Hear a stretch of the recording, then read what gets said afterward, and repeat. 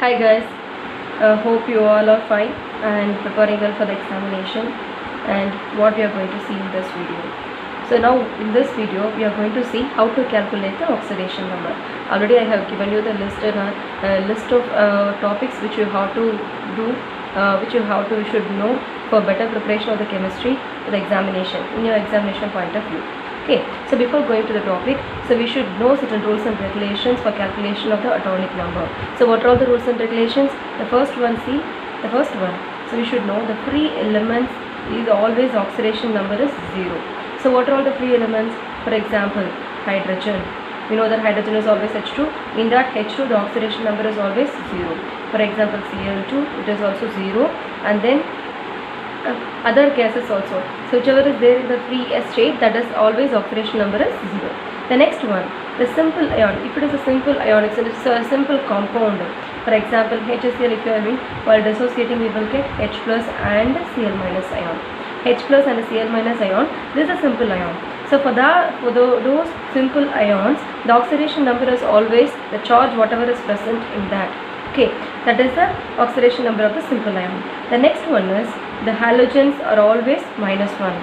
But some halogens, what are all the halogens we know? Chlorine, fluorine, bromine and iodine. So in that halogens always it will be there in the -1 oxidation state. Sometimes it will change, but the fluorine it is always in the -1 oxidation state. Okay, so the next one, hydrogen. So hydrogen is the simplest element. Already we know it is the first element in the periodic table. For that hydrogen, the oxidation number is always +1. Okay, so the oxidation number it will change. Where it will change? It will change in the metal hydrides. Okay, so for example, calcium hydride or sodium hydride. Here the oxidation number it will change as a -1. Okay, next one, oxygen. So oxygen always this oxidation number is -2, but in case of peroxides it will change as a -1 and superoxides it will change as a -1/2. Okay, so next rules and regulations for calculating the oxidation number is the sum of oxidation number of atom in a neutral molecule, it is always 0. Okay, so we know that molecule H2O is also a molecule. So the total oxidation number of the neutral molecule is always it is equal to 0. Okay, so next one, if you are taking the binary compound, the metal with the non-metal, if the compound is having the metal and non-metal, the metal always it will go for the positive oxidation state and non-metal it will go for the negative oxidation state. And if the compound it will be having non-metal and a non-metal, it is more electronegative, it will take the negative oxidation state, and less electronegative, it will take the positive oxidation state. Okay, so let us see some examples.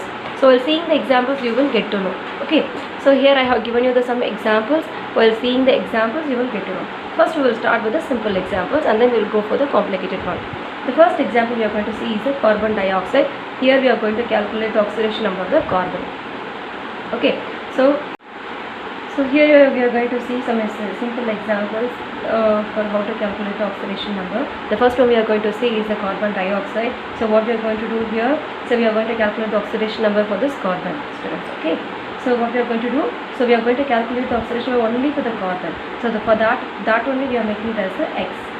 Okay, so already we have studied the oxidation number of the oxygen also.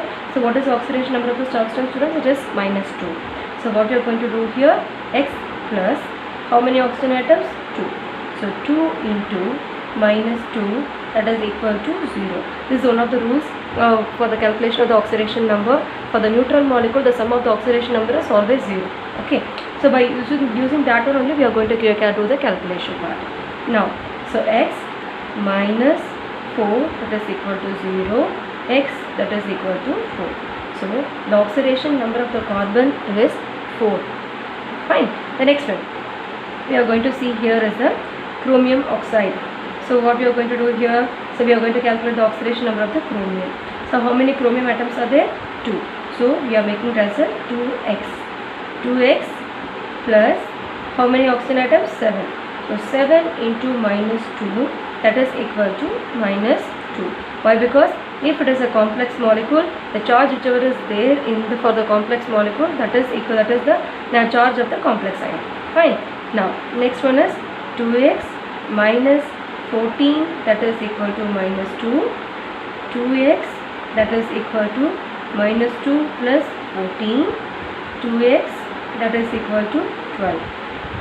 So x that is equal to 12 by 2. So x that is equal to 6. The oxidation number of the chromium is 6. Okay. So next one we are going to see is the lead oxide. So we are going to calculate the oxidation number for this lead. Fine. So what we are going to do, 3x plus 4 into minus 2, that is equal to 0, because here there is no charge over there. Now 3x plus minus 8, that is equal to 0. So x that is equal to 3x equal to 8 and x that is equal to 8 by 3. So only for your understanding purpose I am going step by step. Okay. Now, so don't get afraid if the oxidation number is there in the fractional part. The oxidation, it can also be there in the fractional part also. Fine. Now we are going to see the oxidation number of the carbon here. Now this is see the molecule, this is organic molecule, carbon.